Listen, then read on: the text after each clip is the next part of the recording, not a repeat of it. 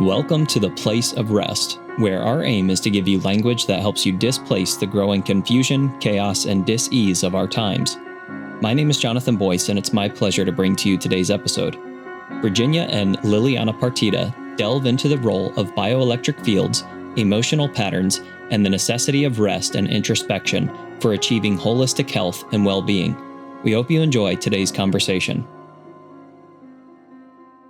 Liliana and I have a long history, and I think that's where the pieces of 40 years for sure, of a long academic pilgrimage took me, was to the Center for New Medicine, and it was a phenomenal experience. I was out there almost 8 years, and Liliana is somebody that's very near and dear to my heart because she selflessly taught me about the implications of bioelectric magnetic frequencies and their effect and their impact on the body. And I will add also that Dr. Liliana Partida, it was just a fantastic resource in that she really understood the necessity for dealing with the emotional constitution of disease. But not only did we discuss these things conversationally, but we also understood and began to explore. And as director of inner healing and spiritual formation, I had a lot of latitude and liberty to be a little bit wild in my explorations and really begin to explore the spiritual constitution of well-being. And we just finished celebrating Christmas. And here is this historic person that stepped into time who said, "Hey, I am the Son of God.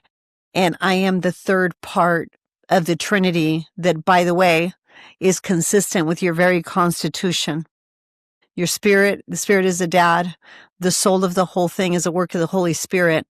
And I came in the form of man, in the form of flesh, to bear witness of the fact that you're a triune being.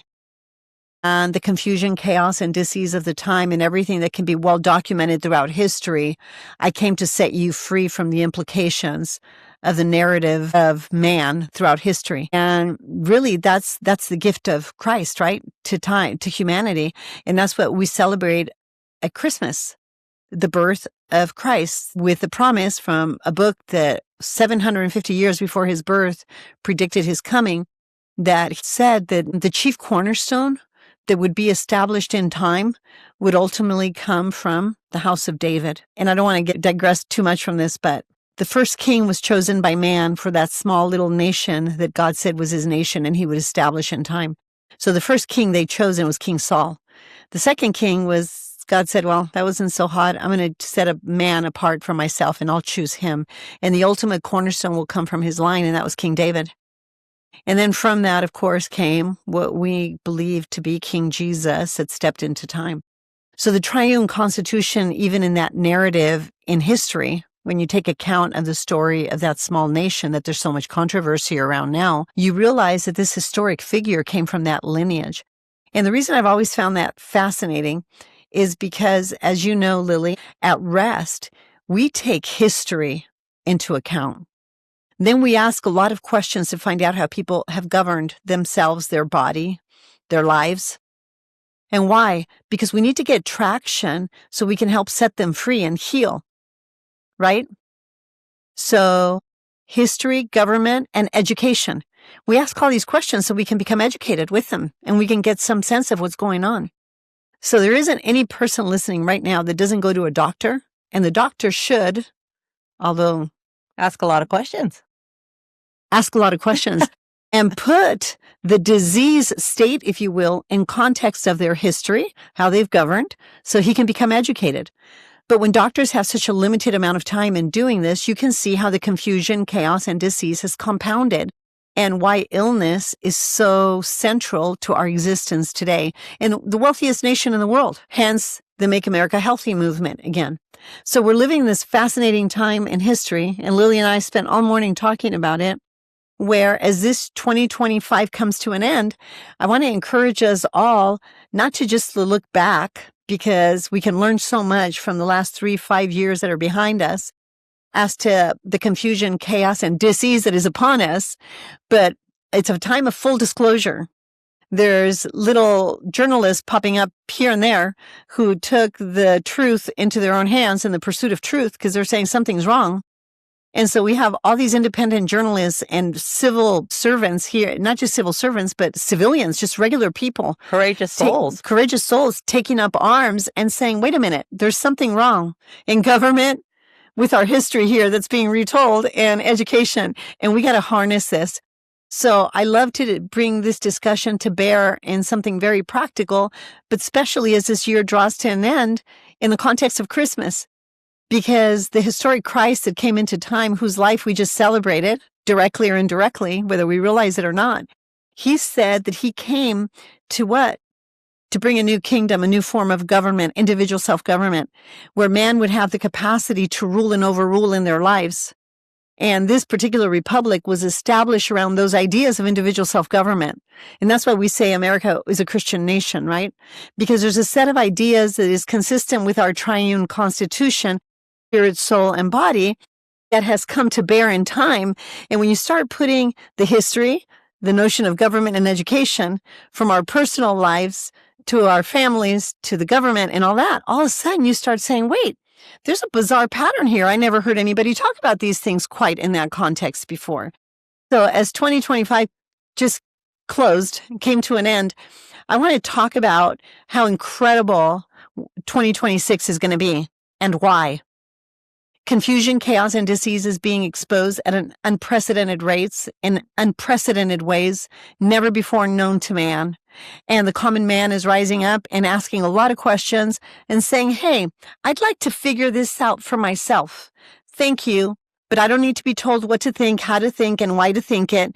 I think I'm going to pick up arms and start asking my own questions.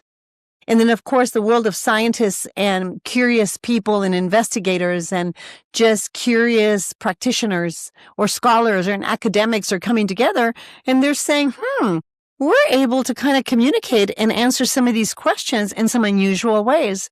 And I think I just want to frame the conversation that I'm going to have with one of my best friends, honestly, and my colleagues of many years that's been instrumental in the narrative of R.E.S.T, to kind of invite her to discuss with me the research of several current contemporary scientists, current scientists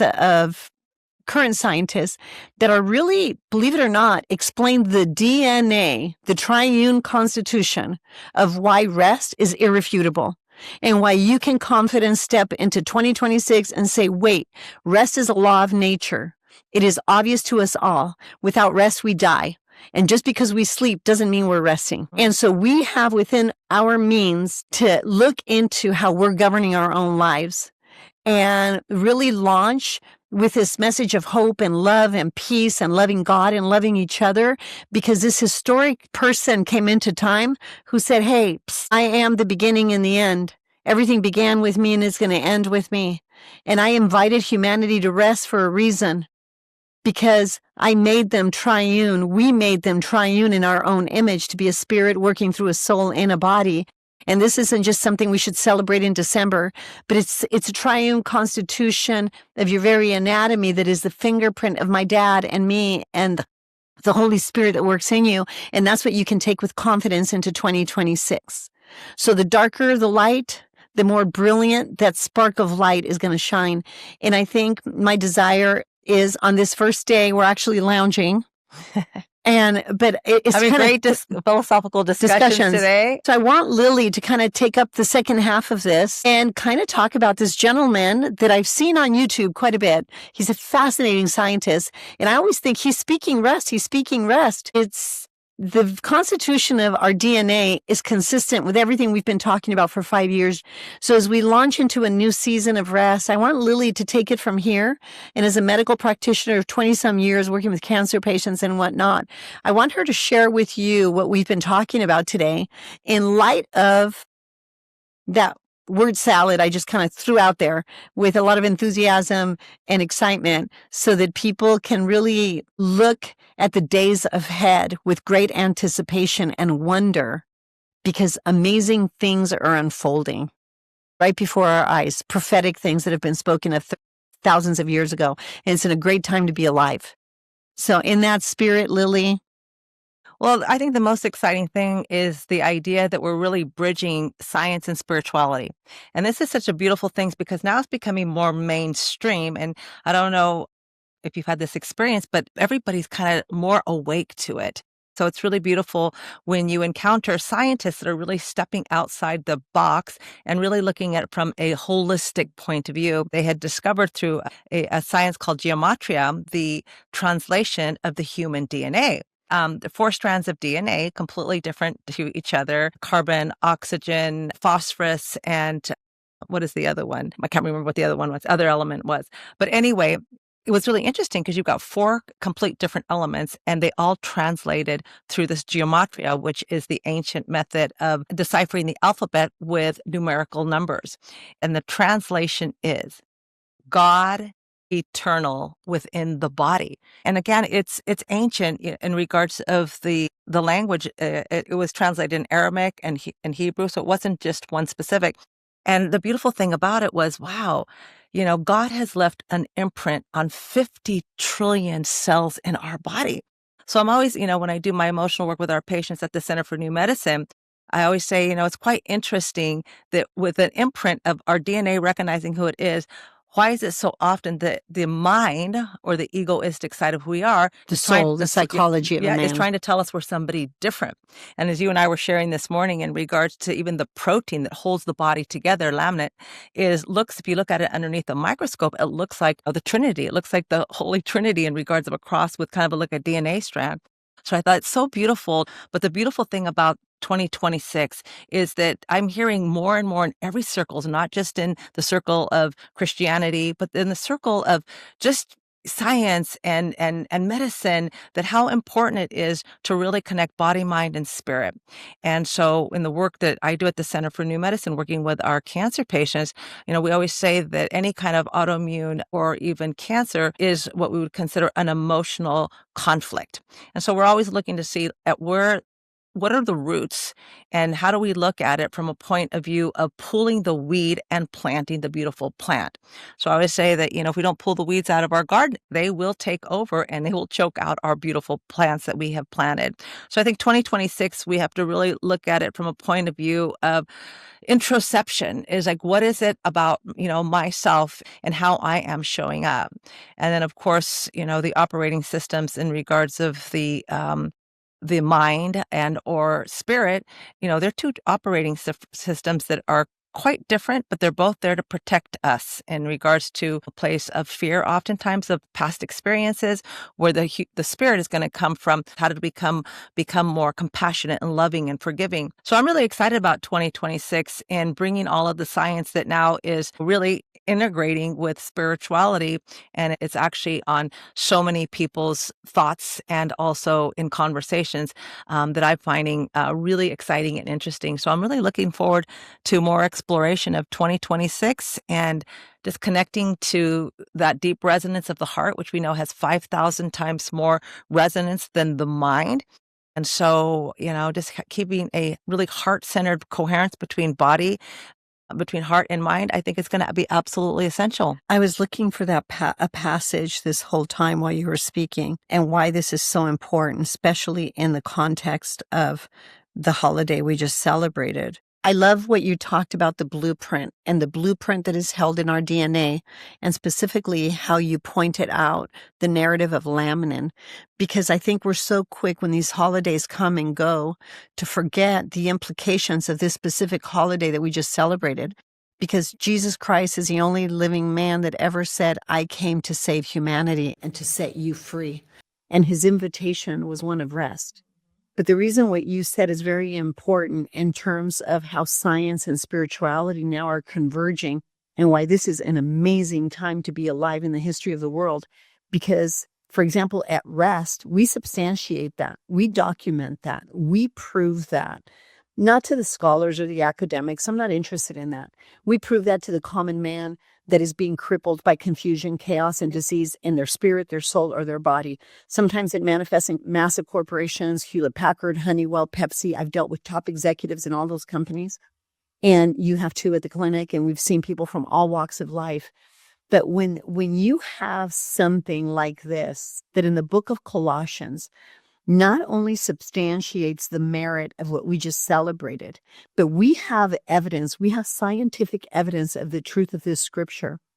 It says the person of Christ holds everything together. That notion is found in Colossians 1:17, which states, he is before all things, and in him all things are held together, or consist, or exist, emphasizing Jesus' role in creating and sustaining the entire universe. In the beginning was the Word, and the Word was with God, and the Word was God, and there was nothing made that wasn't made by him, and he was there in the beginning. But he came as light, energy, frequency, but as a person within flesh and skin into the world. And the world didn't want to see it. It didn't want to see itself because its darkness was so great. And light is offensive to darkness. And I think it's beautiful how the whole substance of reality is held together in this very, very tangible life and teachings of this specific person whose life was prophesied, by the way, thousands of years before he was born. And it's just phenomenal that we have a scientist, and he's one of many that now, because of technology and the information and vehicles of communication, by the way, that we have at our disposal, that we can say, wait a minute, what are we really afraid of? Yeah. What do we really have to worry about? What really can destroy my life? Ignorance. Yep. One thing will be at the root of your destruction. Confusion. Ignorance, confusion, chaos, and dis-ease. But clarity, order, ease in the form of information. So at rest, especially practitioners like me and Liliana and other people that have been in the practical aspect of helping people physiologically heal, we invite you to reason, because the very constitution of Laminin, which Liliana just mentioned, that is made and shaped in the form of a cross, completely substantiated by strands of DNA. Mm-hmm. So this is a protein molecule, if I remember correctly. Yeah, the protein molecule basically holds the consistency of the body together. And go look it up. Go Google it. Looks like it's in the form of a cross. That's right. It's really pretty. And so when this historic figure says, hey, every day, you know what? I came to give you life and give it abundantly. Every day, get up, pick up your cross. Just stand up, stand in front of a mirror. Your cross is you. Yeah. Pick up the confusion, chaos, and dis-ease and follow me, because I won the war. And in Easter coming up here, we're going to celebrate the implications of that. And why this becomes so important in the context of so much confusion, chaos, and dis-ease of the religious propaganda and rhetoric of our time. Because the triune constitution of the Christian God, which, by the way, our republic is established exactly around that Godhead, executive, legislative, and judicial, triune constitution, that what was originally in the very beginning established to secure our rights, the rights of every human being. That's why everybody wants to come to America. This form of government is triune in nature because it's supposed to represent the very anatomy of what? The Prince of Peace, the grantor of freedom. It was established by the ideas and the worldviews of people that, although they didn't agree all in their theology, they were all theists. And they agreed in the sovereignty of a good, loving, triune God in whose image we're made, spirit, soul, and body. So here's the reality about our form of government. Our form of civil government, corrupt as it may be, is represented in the anatomy and the constitution of that civil government. It's represented in our very anatomy, a spirit, a soul, and a body. And don't let the confusion, chaos, and disease of what's happening outside of us disrupt your peace. Do business with yourself. Go internally and say, why am I criticizing and fearful about this external confusion, chaos, and disease that's happening in government right now? How am I governing myself? Yep. What am I eating? What am I eating with my eyes? What am I eating with my mouth? What am I eating and consuming with my ears? And how is that afflicting the life of my mind, my heart, my will, my conscience, my feelings, my soul? My chemistry. And then how is that manifesting in my chemistry? Because if you are not well, we invite you to rest, to displace confusion, chaos, and dis-ease, and call us, reach us, And we have a very simple approach to understanding the matrix and reconciling these conflicts in however they're showing up in your life. We had our first gala last year, and now we took the conversation to our first responders. We believe that God is our first responder. That's why there's no atheists in foxholes. Everybody prays. After 9/11, I heard all kinds of atheists crying out and praying. During the Iranian Revolution, I heard all kinds of atheists praying, which I was perplexed by because I wondered who are they praying to what, for what. But it was interesting. That made me very curious. Why are they praying? So intuitively, we have this hunger and this desire for God and the knowledge and understanding of God, because think about what Liliana just explained. The blueprint of laminin, of our very DNA. And look at what these doctors are continuously engaging in this conversation about spirituality about, because the constitution of a triune God is evidenced in our very blueprint. Mm-hmm. And by the way, undeniable. And so be careful about the things that are distressing you. Say no to fear. Say no to anger. Say no to despondency. It's 2026, the 250th year of this republic, where a form of civil government was instituted that was consistent with the triune constitution of God to defend the very anatomy of man and the very civil liberties and the soul of man. And in here, we hold these truths to be self-evident, that all men are created. If we're created, that means we have a creator and we're created in his image, triune. And this is why, by the way, we're incompatible with other religions who worship one God that commands full compliance and dominion. That's not the God we serve. We serve the God that invites us to rest and invites us to reason with him and invites us to compliance and alignment. He doesn't demand it from us. We get to choose. But at rest, we get to tell you why it's a beautiful thing to choose and to understand and to align yourself with, because that's where true healing takes place. And make it the fabric of your life. Thank you.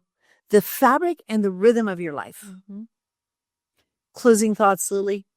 I think it's really important, as we go into the cold season and we're always aware of bacteria and viruses and things that are external. Let's start to pay attention to the emotional viruses. What Virginia was talking about, anger and fear and resentment and hate and jealousy. Those are viruses that can enter the human DNA and cause us physical disorder.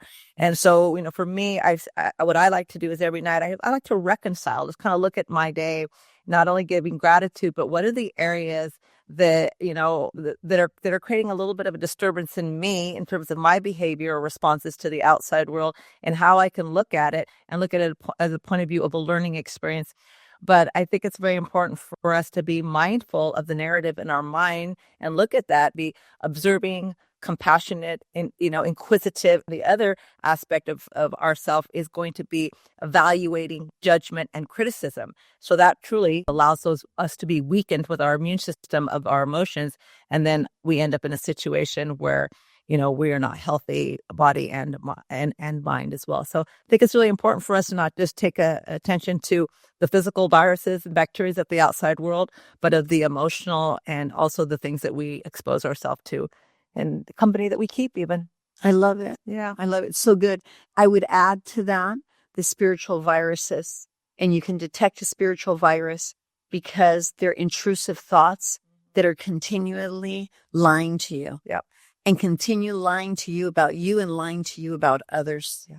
And when there's a lying spirit, because it's always showing up, attacking the lowest common denominator of what? Of our natural, depraved common. And if we're all honest with ourselves, this is a limitation we all have.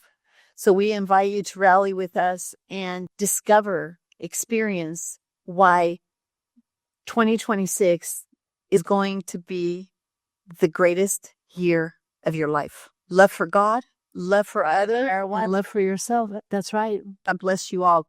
Happy New Year. We hope listening to this episode has brought you closer to experiencing the freedom of wholeness and healing. If you have questions or comments about today's episode, or for updates about R.E.S.T, please visit our Instagram or Facebook at The Place of R.E.S.T.